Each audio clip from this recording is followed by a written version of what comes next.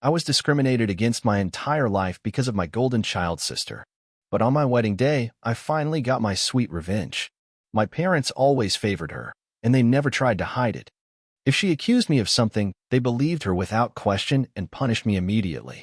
But if I ever accused her, even with clear proof, she would get a slap on the wrist. And somehow I would still be the one getting yelled at. Every birthday cake had to be her favorite flavor, and my parents pretended not to know I hated it. They always bought her more gifts. Planned outings based on what she wanted, even when the event was supposed to be about me. She grew up spoiled and used me as her emotional punching bag. At first, she just ignored me. But once we became teenagers, things got worse. She ended up with no friends, and her attitude only spiraled from there. Did her friends leave because she was mean? I don't know. Because we were never close. My parents bragged endlessly about her achievements but never acknowledged any of her issues, while my own flaws were constantly brought up and turned into a joke. The only reason I knew she had no friends was because we went to the same school, and I noticed she was always alone. Meanwhile, I was relatively well-liked. When she realized that, she stopped ignoring me and started actively trying to tear me down.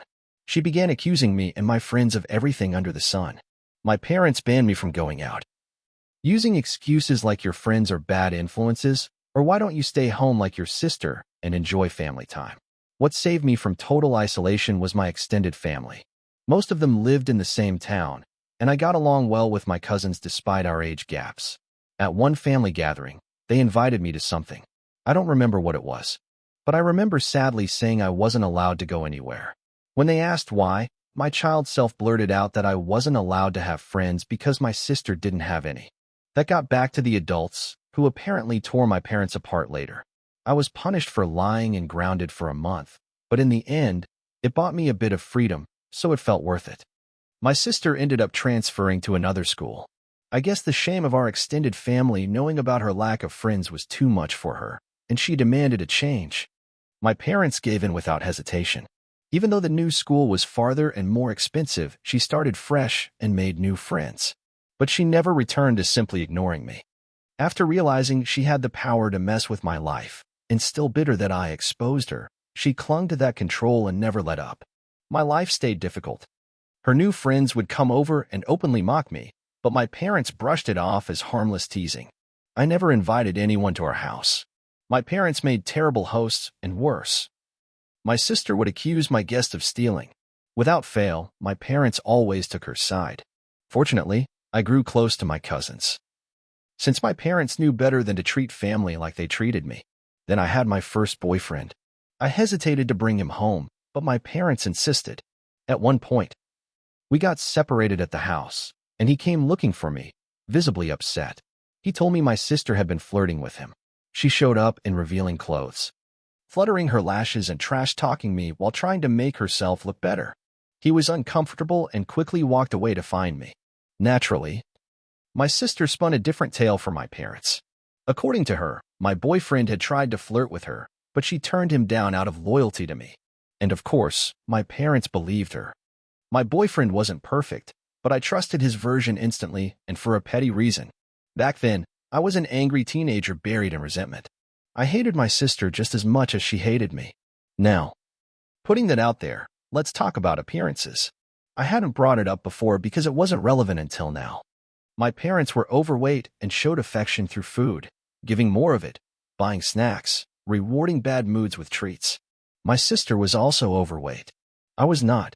I had always been on the thinner side, mostly because punishments often involved being denied snacks or treats. Of course, weight isn't what defines a person, character does. But even back then, my sister was already unbearable, rude, entitled, and completely spoiled. Her attempts at flirting were laughable. She never learned how to earn attention or affection. Everything was handed to her the moment she asked.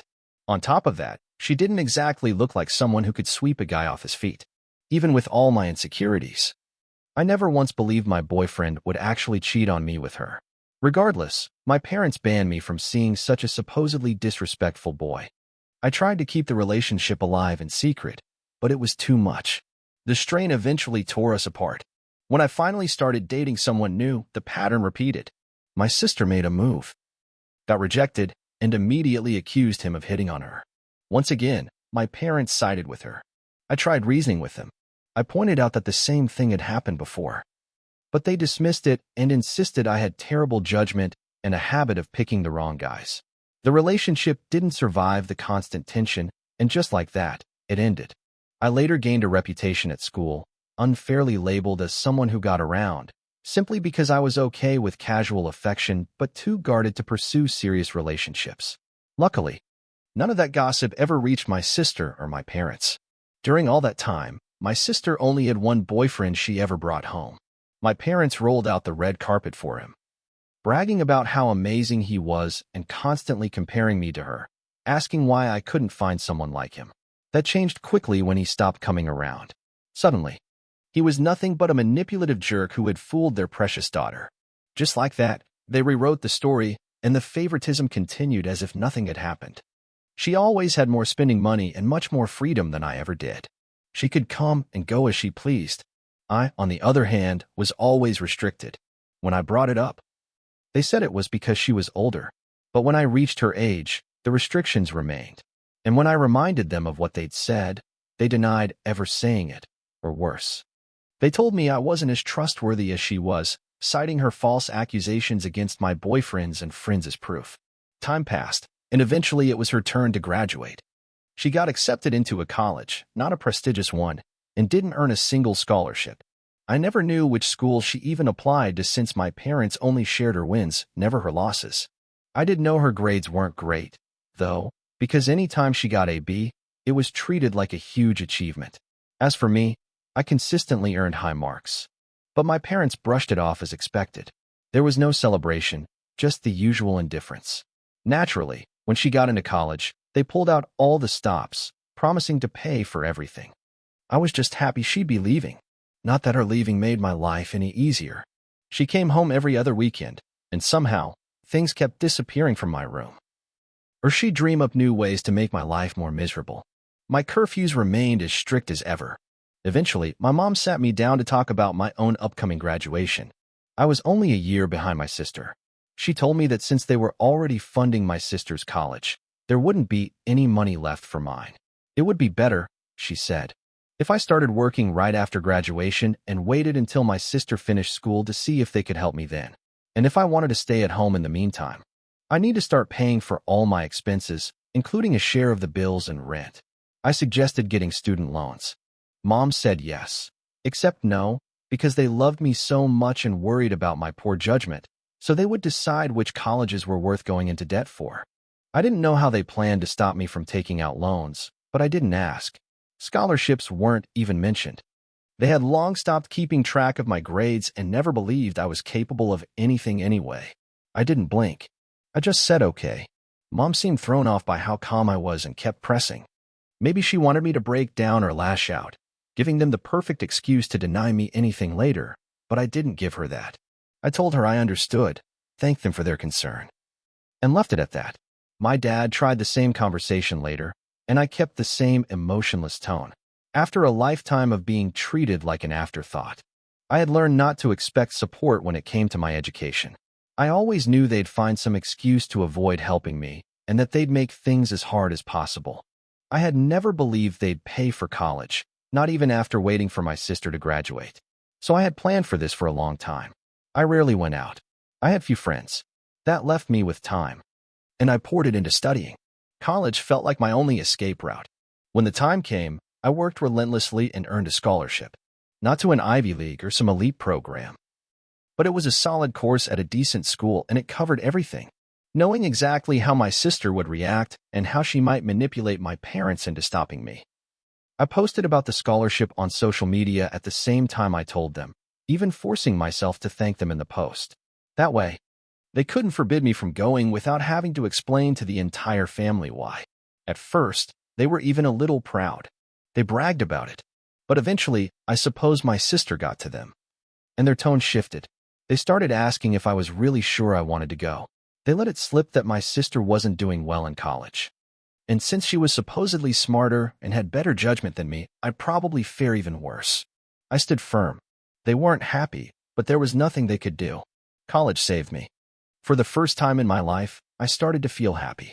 I still kept in contact with my parents, visited during holidays and such, but since they never contributed financially, I had the perfect excuse to skip visits when money was tight.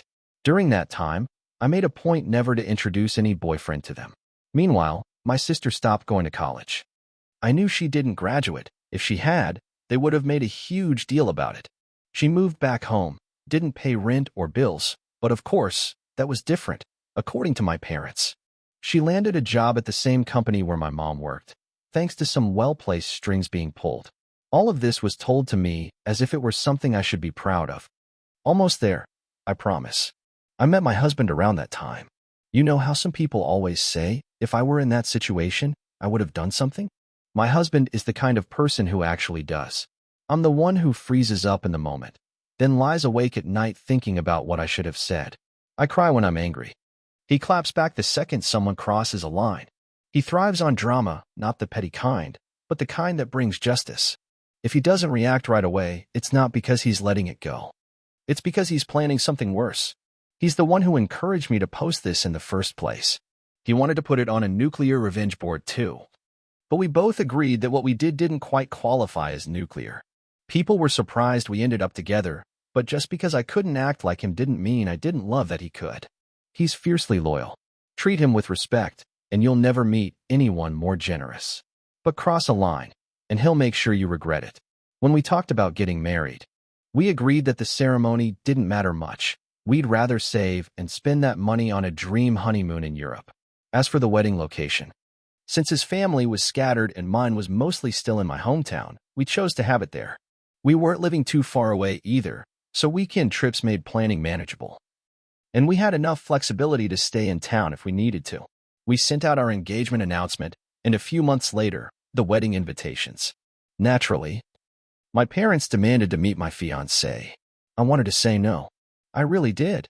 But I started doubting myself. Maybe distance had softened my memory, made me think they weren't that bad. When I told my husband I'd make sure they were never alone with him, he looked at me like I'd canceled Christmas. He'd been waiting for this. He had even bought a high-end recorder he could hide in his pocket, just in case. He was practically giddy at the idea of rejecting my sister's advances, shutting her down cold, then spreading the recording around so the rest of the family could hear the truth. So off he went to meet them, all fired up. He came back buzzing. Babe, you won't believe what they asked for. Babe, we can ruin them with this. There were so many possibilities racing through my mind. I was confused and wanted to hear the recording immediately. But my husband, wisely, told me to listen to him first. Otherwise, I'd probably misinterpret it all. So he explained. When he arrived, instead of any awkward flirtation, my parents and sister sat him down like it was some kind of formal negotiation. After a round of the usual grumbling about not liking him, questioning my judgment, and implying I was rushing things, they dropped their grand proposal. They offered to pay for our wedding on one condition. My sister would walk down the aisle first, in a wedding dress, at my wedding. They insisted it wasn't right for the younger sister to get married before the older one, and that, at the very least, my sister should get to experience it first. She'd get her big moment. At our venue, with photos, in a gown, and even have her own cake after. Now my husband's jumping in. Hey, vengeful husband here. Hell hath no fury like a pro-revenge, instant karma. Nuclear revenge lurker when his beloved gets dragged like this. As much as my wife gives me credit for always having the right words, I'll admit it, my brain just flatlined when they suggested that nonsense like it was some generous offer. Even Troy wouldn't take the horse again. And I'm pretty sure they had better judgment than this. Anyway, once I rebooted mentally, I had a full arsenal of insults ready to fire off. But something deep in my soul whispered, like the devil himself, play along. So I nodded, said I needed time to talk to my fiancée and see how she felt. Then got out of there before I cracked and laughed in their faces. Back to me. My husband told me everything, grinning the whole time, and showed me the recording as proof. I was stunned. I guess the distance had dulled the memory of how badly they treated me. I truly thought, even with everything, they wouldn't stoop that low. Thankfully, my husband was dead set on revenge. He kept me grounded, kept me from spiraling into old, painful thoughts. And together, we had the time of our lives plotting how to screw them over. Some ideas were absurdly over the top. Others were plausible. Eventually, We looped in his more rational brother to help us refine the plan. At first, we considered giving them a fake venue address.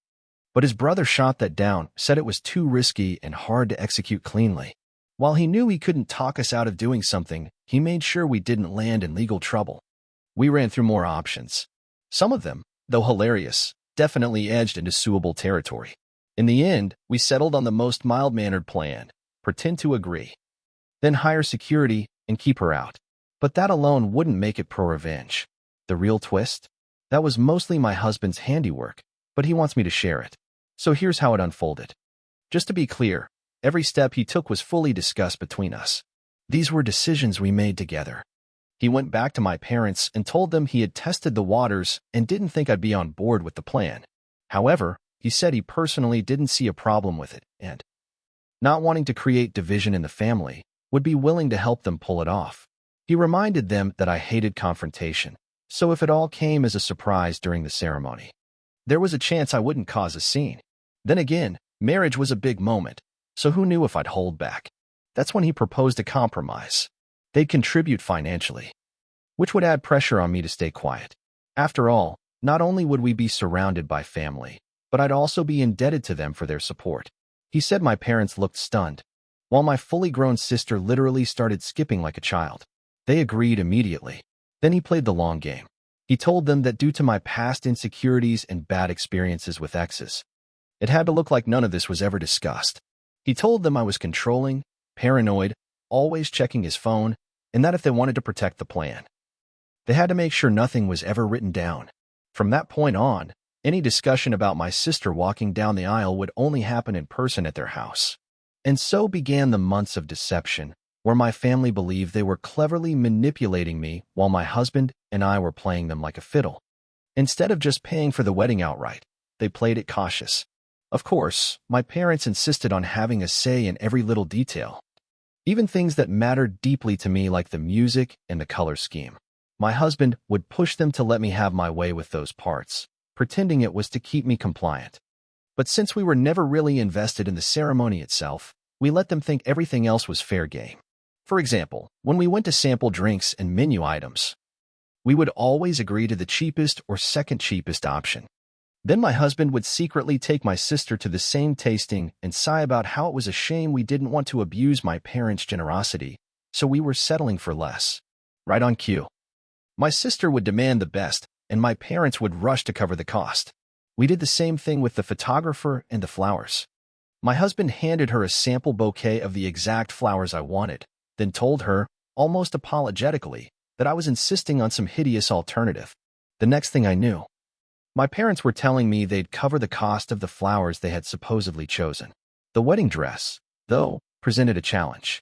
My parents wanted me to wear one that was, frankly, awful. Maybe not entirely hideous, but it didn't suit me at all.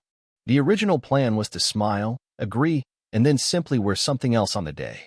But my mom messaged me about it, which meant there'd be written proof if I said yes. So I had to refuse and stick to my guns. My husband went over and told them he'd see what he could do. My sister casually suggested ruining my preferred dress, so I'd have no choice but to wear the one they picked. He acted like he was on board. Throughout this time, they kept all communication off the record. We made sure of that by having me respond whenever my sister tried to message him, reinforcing the image of a jealous, overbearing fiancé. It played right into the story my husband was spinning, and it worked like a charm. They never risked putting anything in writing. Some people might be uncomfortable with their partner trash-talking them to their family, but I found it hilarious. The idea of being seen as this unhinged control freak was so absurd to me. I kept encouraging him. I guess my sense of humor is a little warped. And yes, my sister did attempt to flirt with him, but he pretended to be torn just to sell the illusion even harder. He acted like he was feeding them secrets behind my back, but never once mentioned the security team we had hired. The whole situation was honestly ridiculous. We had originally planned a low-key courthouse wedding to save for our honeymoon, and here we were, pulling off a lavish, high-end event that barely cost us anything. We jokingly called it emotional compensation for years of parental damage. I think my husband, he's confirming this as I write, got more joy from the scheming than from the actual wedding planning. I never thought I'd see a man look so gleeful about wasting a Saturday driving to talk wedding logistics with his in-laws. But there he was, grinning like it was Christmas morning. Then the big day finally came. The plan cooked up by my parents, sister, and my husband was that my sister would arrive just after the guests were seated. Since the bride traditionally comes out late, the timing would allow her to walk the aisle without me seeing or stopping her. By the time I realized what had happened, they figured it would be too late. As for the dress, we had kept some fabric scraps from my alterations. My husband took them to my parents' house, showed them the pieces as if he had destroyed the dress, then claimed he had to rush back because I was furious and needed calming down. He told them he'd see them at the ceremony. To avoid suspicion, we kept our real security discreet. When guests and my parents arrived, all they saw was a woman with a guest list. Only once everyone was seated did we bring out the actual security, a tall man with a no-nonsense look. We instructed him to keep my sister out and promised a generous tip if he kept everything quiet. And soon enough, the moment arrived. My parents got a text saying my sister was less than 5 minutes away. My dad gave the signal to start. The bridesmaids had been coached to follow his lead, so they took their places without hesitation. Then my dad stepped up to the entrance, ready to walk me down the aisle. While all this was unfolding, a friend who wasn't part of the bridal party sent me a quick message to get ready, just in case my husband or the bridesmaids started texting. She wasn't in the lineup by choice. She was one of my husband's closest allies in this scheme and just as eager for drama as he was. As soon as my dad stepped into position, the bridal song started playing. The doors opened, and I walked in. My father's face turned pale with shock. He instinctively glanced behind me, but from where we were standing, he couldn't see the venue entrance. He had no idea what had happened to my sister. Then his phone rang. I caught a glimpse of the caller ID. It was her. He muttered something, came up, and walked off, leaving me there. Gasps rippled through the crowd. My friend, fully in on the plan, raised her voice and asked what had happened. I kept my expression stricken and answered in a shaky voice, saying he told me it wasn't supposed to be me. That was our signal. My husband and I had agreed, if my dad abandoned me, I'd say those exact words to make him look like the worst kind of person. The tears weren't just performance. I was genuinely hurt and trying to hold it together. The friend immediately followed up, louder this time, asking what he meant by that. Her voice carried just the right mix of outrage and confusion, making sure everyone could hear and start whispering. Then she said she'd go find out and ran off. Her real job was to stall and cause chaos at the entrance so my dad couldn't come back to stop the ceremony. Soon after, my mother left too. At that point, my husband's dad, who had been waiting just in case, rushed forward and took my arm. His hurried approach made me smile in spite of everything. I walked down the aisle with my head held high as murmurs swirled around us. People turned to each other, whispering theories. A few even got up to follow the commotion outside. When I finally reached my husband, everything felt calm again. He gave me a quiet grin, said my sad face looked so convincing I deserved an Oscar, and promised he'd handle my parents later. The ceremony went on without another hitch. My parents never returned. Throughout the reception, there was a steady flow of guests leaving and coming back, but no one told me what was going on. Eventually, someone whispered something in my husband's ear, and he stepped out. When he came back, his face was thunderous, but the second he leaned in to talk to me, he confessed he needed to hide before he broke character and started laughing. It had worked. Here's the rundown I got afterward, from friends, family, our security guy, and my husband himself. My sister showed up in a wedding dress. The security we hired stuck to the plan and wouldn't let her in. He told her there was already a bride inside, so she must be at the wrong venue. And yes, we tipped him very well. My dad tried to intimidate him, insisting he'd never seen him before and that he couldn't possibly be working there. The security guard calmly offered to call the police, explaining that he was officially hired and simply doing his job. Realizing time was slipping away, my dad switched to demanding.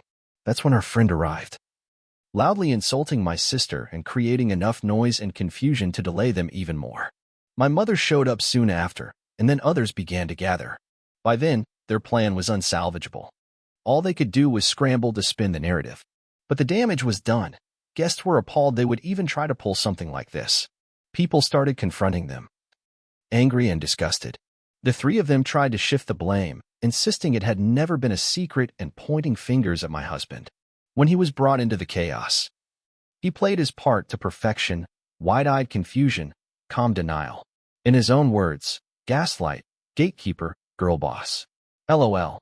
During this time, a friend, not in the bridal party, texted me to start getting ready, just in case my husband or the bridesmaids started messaging and got suspicious. This friend, firmly on my husband's side, was just as eager to stir up the drama and didn't mind not being a bridesmaid. As soon as my dad stepped into position, the bridal song began. The doors opened and I walked in. My dad was visibly stunned to see me. He tried glancing behind me to catch a glimpse of the entrance, but from where we stood, he couldn't see a thing. He had no idea what had happened to my sister. Then his phone rang. I saw the caller ID. It was her. He mumbled something about something coming up and left me standing there. Gasps echoed around the room. Confusion swept over the guests. The friend we had brought into the plan loudly asked what was going on. Fighting back real tears, I lied and said, through a broken voice, that my dad told me it wasn't supposed to be me there. My husband and I had agreed. If my dad abandoned me, I'd say that to make him look as awful as possible. The tears weren't fake. I was genuinely hurt and trying hard not to cry. Then, loudly enough for everyone to hear, the friend asked, "What did he mean by it shouldn't be you?" So the gossip would start spreading. She followed up with, "I'll go check," and ran off. That was all part of the plan, to create enough chaos with security that my dad wouldn't be able to come back and stop the ceremony. Not long after, my mom left too. At that point, my husband's dad rushed over and took my arm. He had been warned he might need to. The way he ran to me, desperate, committed, made me smile. I walked down the aisle to a sea of whispers as guests tried to piece together what had just happened. Some left to investigate. When I finally reached my husband, everything felt right again.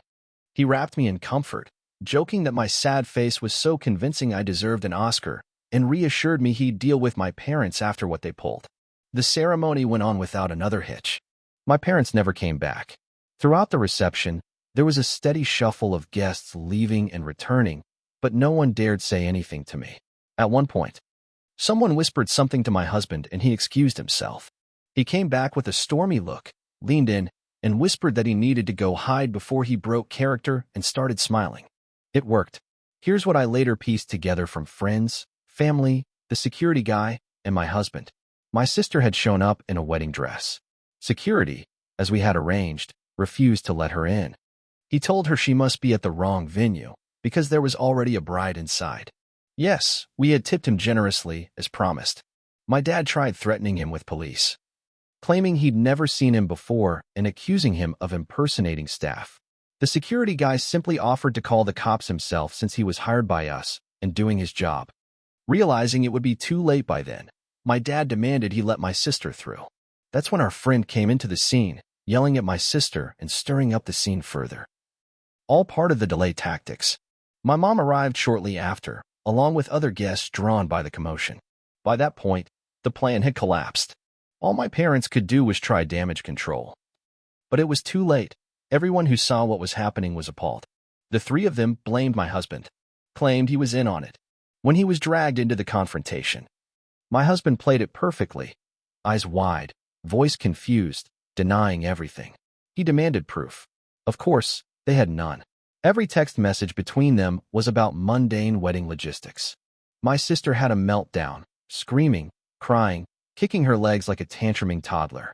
My dad looked like he wanted to punch my husband, but others held him back. They insisted they had no proof because he told them not to text. My husband laughed and said, "Wow, how convenient, huh?" Then he asked again, "Why would I ever agree to something this disgusting?" He tore into them about being horrible parents and said he wouldn't let their lies and schemes ruin his wedding. Then he walked away and returned to me. No one believed them. The venue had cameras, but they wouldn't share footage. It was for security use only. Still, some people managed to capture parts on their phones. Watching my family get torn apart by the very crowd that used to question and doubt me was the most cathartic thing I've ever felt. After a lifetime of being accused and dismissed, it felt like justice. My mother was in tears. My dad kept flipping between purple rage and ghostly pale. My sister never left the floor, still sobbing, still screaming. They kept insisting my husband was part of it, but the crowd started asking real questions. Why would he agree to this? Where's the proof? Why would you send your other daughter to hijack a wedding? They had no good answers. Eventually, they were asked to leave. They had no choice. My dad had to physically drag my sister off the ground. The guests, to their credit, said nothing to me during the reception. Maybe they wanted to spare me. Or maybe, for once, as the bride and not a background character, people finally gave me space and grace. Everyone went out of their way to be warm, positive, and excited. My husband joked it might have been the expensive food and drinks doing the work, but either way, we had a blast. He tried keeping up the angry front, but only managed it for a bit before breaking into full smiles. That night, we went back to the hotel to sleep before flying off for our honeymoon. Oh. And yes, my parents had offered to pay for the plane tickets. We declined. We didn't trust them not to cancel or sabotage something. Since then, the three of them have tried reaching out. I've ignored their calls. My husband insisted we keep a paper trail. Smart move, because eventually my sister sent me a message. I won't share the full thing. It was unhinged and barely coherent, but she blamed me for her humiliation. She called my husband a two-faced snake who tricked them for months. He wants to print that part and hang it on the wall. LOL. She confidently hoped, and was certain, that he'd cheat on me. She even suggested he was cheating on me with her. My husband took my phone, screenshotted the call logs, her messages, and all the messages from my parents demanding I answer them. Then he dropped them into the family group chat. He added screenshots of their messages to him, filled with insults and threats, but he stuck to his story, calling them delusional, denying everything, and even threatening legal action for harassment and defamation. In the group chat, he posted a message begging my extended family for help, saying I was being harassed nonstop and pleading with them to stop my parents and sister from ruining our honeymoon the same way they tried to ruin our wedding. He ended with a request that no one reveal our location, because he was genuinely worried they might send my sister to the honeymoon suite and claim he agreed to sleep with her. LOL. My family promised to handle it. And ever since, we've had peace. My husband's a little disappointed my sister didn't try anything else. He was ready to call her out again and tear her to shreds. We'll see if the peace lasts. But all things considered, while I would have preferred a normal, loving family, I finally had something they couldn't take away. They failed. I got married. And for once, they were the ones humiliated. It was one of the best gifts I've ever received. Extra info. Do I know why they treat me this way? Everyone asks me that, so I'll answer. I've wondered my whole life. When I asked as a kid, they denied everything and called me spoiled. I gave up trying. I've thought about it a lot, and I think it's this. I was unplanned. It took them a long time to have my sister. She was their miracle baby. We're not far apart in age, so I think they didn't expect another baby so soon. Probably didn't use protection. And when my mom got pregnant again, it was too late to undo it. They weren't financially stable, and having another baby just added pressure. I think they resented me. That's just my theory. But in the end, the why doesn't matter. Nothing justifies what they did to me. Did they really think this would work? My husband and I have a theory. We think my sister had a meltdown over me getting married first. She barely gets dates. They offered my husband that insane idea to look good to her. They probably didn't want to pay for my wedding and assumed we'd say no. Then they'd seem generous without spending anything. But my husband said yes. And once he agreed, they couldn't back out without upsetting my sister. So they went through with it. Thanks for watching. If you haven't subscribed yet, please do, and hit the notification bell to keep up with more shocking real-life stories happening around you.